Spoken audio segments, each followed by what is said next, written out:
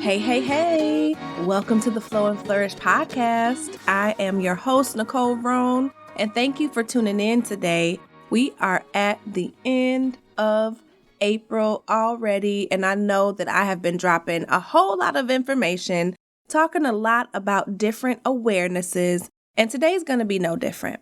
I'm considering this part 3 of the It's the Awareness for Me series. And we're going to be talking about something that, again, I feel needs to be highlighted and discussed more because I believe that you cannot fix what you do not face.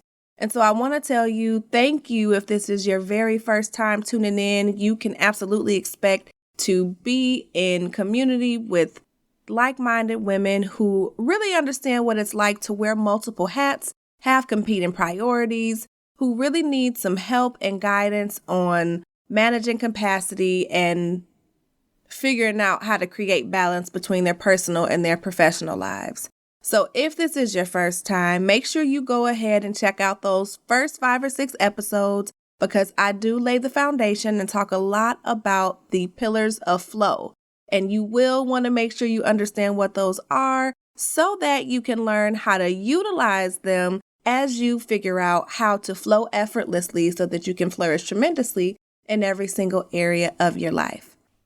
And of course, for those of you who are not new to this, but are true to this, thank you for coming back. Thank you for listening. Thank you for rating.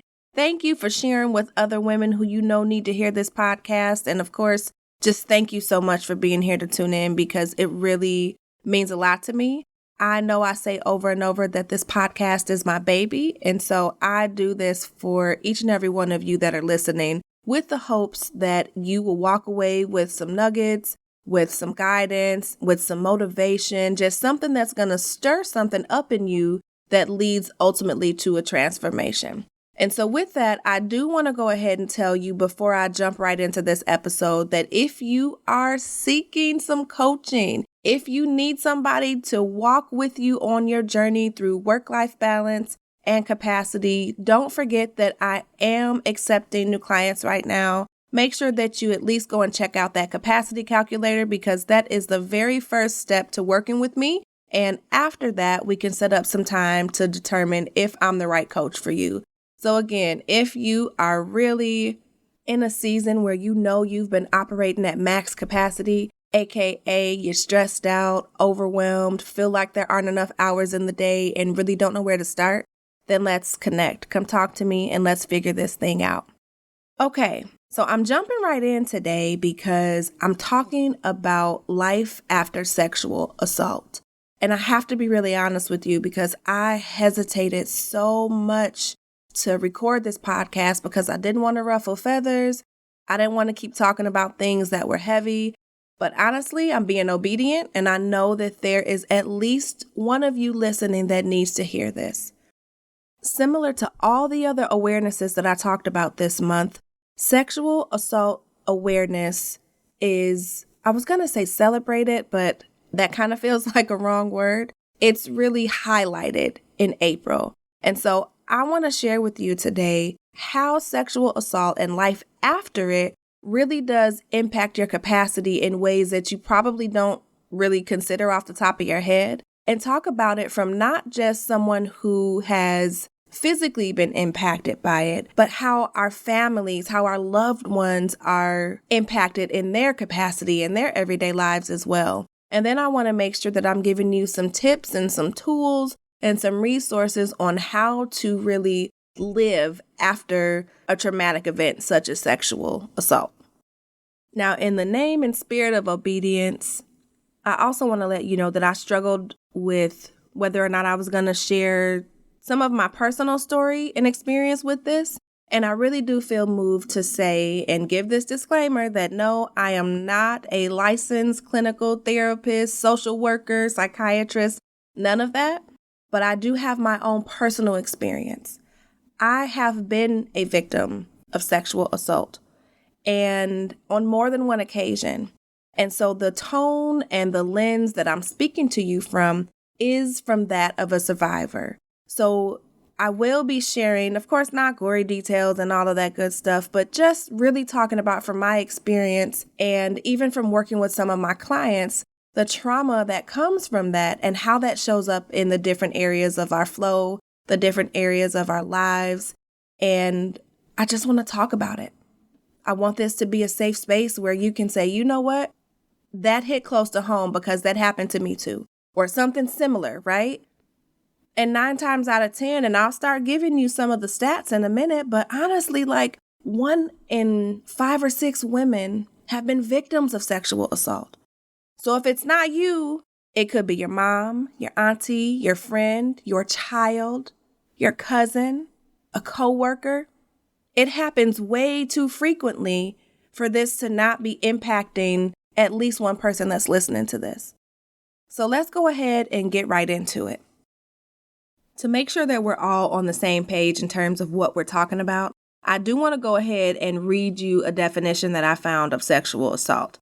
Now, it's considered to be any type of sexual activity or contact that you do not consent to. It can happen through physical force or threats of force, or if the attacker gives the victim some sort of drug or alcohol as part of the assault. And I do want to make sure that we're very clear that sexual assault also includes both rape and sexual coercion, okay?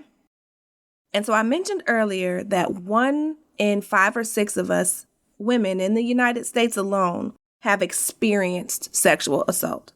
And on top of that, there are over 400,000 victims of rape and or sexual assault each and every year.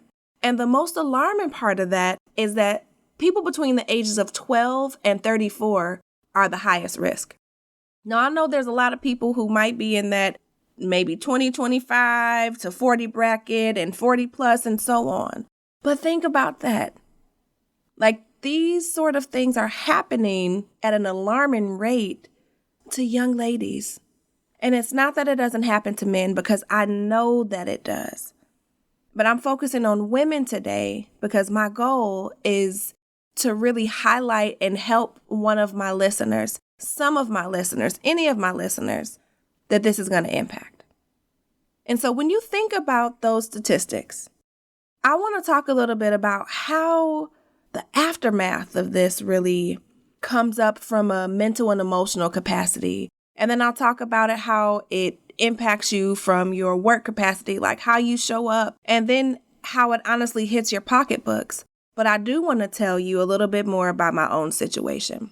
Between the ages of, I want to say, 16 and 20, I had already experienced 2 separate incidents of sexual assault. One, when I was going to go and apply for a job, and another one when I had just started college and I was on campus. And so when I talk about this from the lens of a survivor, I do have to share that not only was I terrified, right? It was that much more worse because in one of those instances, it was someone that I knew. It was a close friend of my brother. And I was terrified to say something because I didn't want anybody to think that I came on to him. I didn't want the perception of, oh, you're just hot, right? Like, how many of us have heard that so many times?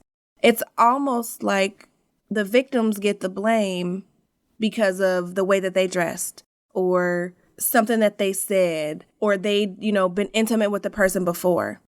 And I saw something as I was doing research, and it was a graph, and I know you've probably seen it too, that had a bunch of different colors. It was like a color key in a circle, and it had different little pieces that said percentage or, reason why sexual assault or rape happens. And it was all one solid color. And it was because the attacker, period. Nothing else. Not that you were drinking too much. Not because of what kind of clothes were worn. Not because of some sort of gesture or facial expression. To attack somebody else is a choice. And so I want to talk a little bit about how the victim and or close family members, or friends are impacted by sexual assault or sexual violence. First and foremost, we can all probably agree and understand from a mental and emotional capacity standpoint, there are feelings of shock, feelings of embarrassment, feelings of frustration, feelings of, oh, did I do something to deserve this? But beyond that, many people suffer from long-term psychological and emotional distress and trauma. And I can speak to this personally because I remember even years after both of those incidents occurred in my life, I remember traveling with my brother for a student government meeting, or he was running for some sort of an office. And prior to those incidents, I had no problem going out and about and being around, other people. And he ended up leaving to go grab food for us, I believe. And I literally had a panic attack because I realized he'd left me there with some of his friends. Now, I knew the friends, but of course, to me in my head, that didn't matter. And so when he came back, I was literally having a meltdown in the bathroom with the door locked. And so for years, I could not be around, number one, guys that I didn't know because I didn't feel comfortable. And oftentimes, even if there were people that I did know, I had to have somebody else there with me because I never wanted to put myself in a situation where I felt like I could be taken advantage of or violated. And then even as I got older, realizing that some of my self-worth and self-esteem issues were linked to the times in my life where I'd had those experiences. Because regardless of what anybody tells you, most of us who have been through this think there's something I could have done to prevent this. It had to be my fault. Maybe I could have, should have, would have, X, Y, Z. So that leads to depression, anxiety, self-esteem issues, like I mentioned. And so silently, that eats at your capacity as well. So your mental and emotional health and capacity, even years later, is significantly or can be significantly impacted if you don't heal, if you don't talk about it, if you don't do the necessary things. And can I just add here that 75% of the sexual assaults committed are literally by somebody that we know. And a little under 20% of those are committed by family members. And so I know there's this whole, what happens in this house stays in this house, sweeping things under the rug, those sort of things. But that's why it's such a big problem. And if you add to that the multitude of reasons why people don't report when things like this happen, let me just tell you a couple of the reasons, in case you're wondering. The number one reason, of course, is fear. Fear of what other people will say, fear of whether or not they'll be believed, the fear of retaliation, because then when you think about it, most of these crimes are being committed by people that we know. And I'll tell you firsthand, when I was 16 and assaulted by a person that I literally went and applied for a job for at Blockbuster. So this was a long time ago, clearly, because Blockbuster is no more. But the first thing that the police officer asked me was, what were you wearing? Like, are you kidding me? And I burst into tears and I left the police station with my mom. Because what in the hell does that have to do with anything? I'm a 16-year-old girl reporting being violated and you asking me what I was wearing?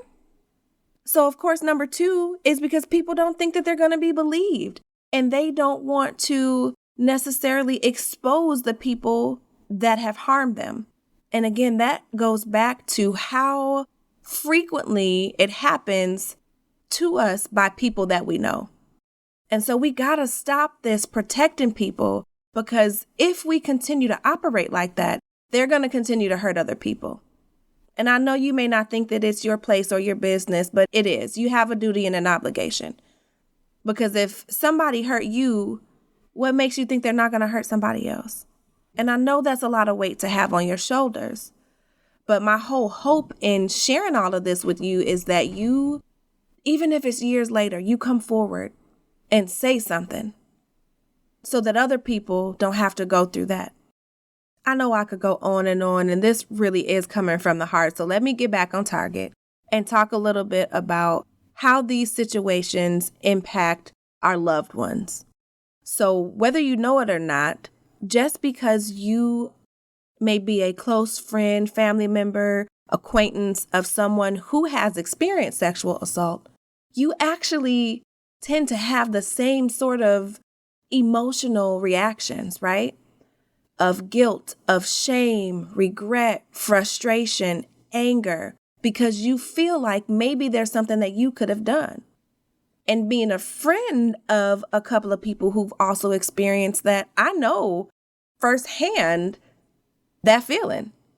And so that eats at your capacity too, right? You're constantly thinking over and over and over, if I would have just done X, Y, and Z, or it's my fault because X, Y, and Z.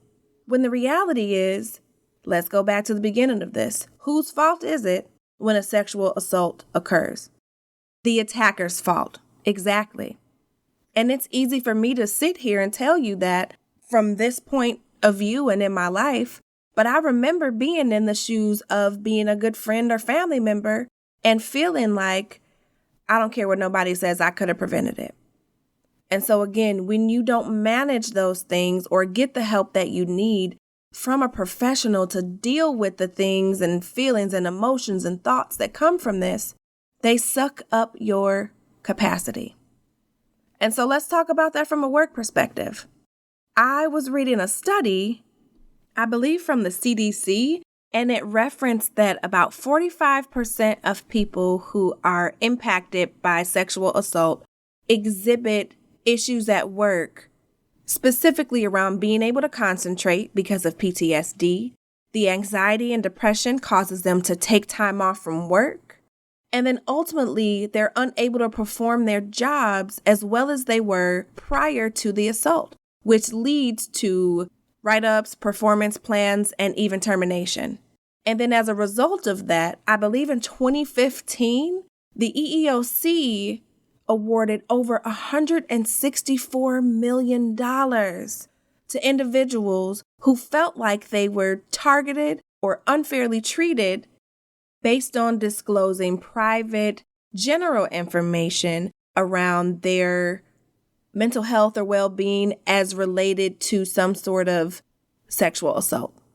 And then we wonder why people don't say things, right? You can't go to the police. You can't go to your family members or friends because they might be the people that are doing it. And you can't even say anything to, anybody at work. And so we have to do better as a culture, as people, to start creating the safe spaces to have these conversations so this stuff can stop. And I know it'll never be over, but we can each collectively and individually take a stand and start to talk about this. I want to give you a couple of different tips and resources in case either you or someone you know or love has been sexually assaulted, and kind of how to help navigate life after such a traumatic event. My number one tip, strategy, however you want to phrase it, is to seek professional help. Yes, it's great to go to, someone that you trust within your family, but honestly, most of us are not equipped to handle all of the emotional and psychological things that come from experiencing such a traumatic event. And with us being in such a state of having the ability to see people virtually, there are a multitude of places where you can find a licensed therapist who can help you that specializes in sexual trauma specifically. So I'm going to say number one, first and foremost, go get some help. And if you are a friend or a family member of someone who's been in this situation, encourage them to do the same thing, because those feelings, they may not come up immediately. It could be 3 days, 3 weeks, 3 months, 3 years, and they may not even realize, and you may not even realize as well. So seeking out help to at least start to try to process. Because we know what happens when we bury stuff, right? When we push it down, pretend that it didn't happen, and just hope and wish and pray that it goes away, it comes back anyway. And I'm a living proof example of that. Because even though I thought I was handling things, I wasn't. So when all of the stress and the mental anguish and the worry and the frustration compounded within my body, it started to manifest physically and landed me in ICU. And again, I don't want anybody else there. And I'm not trying to say that one situation is worse than another. Stress is stress, trauma is trauma. So get the help that you need so that you can flow, so that you can flourish, so that your relationships are not impacted both personally and professionally.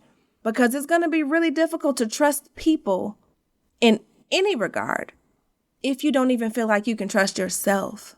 So get the help that you need with a professional. Number 2, I'm going to say journal. Because if you're not in a place where you feel like you want to seek professional help, at least getting your thoughts out of your head, getting your feelings out on paper. There's something about writing that just releases.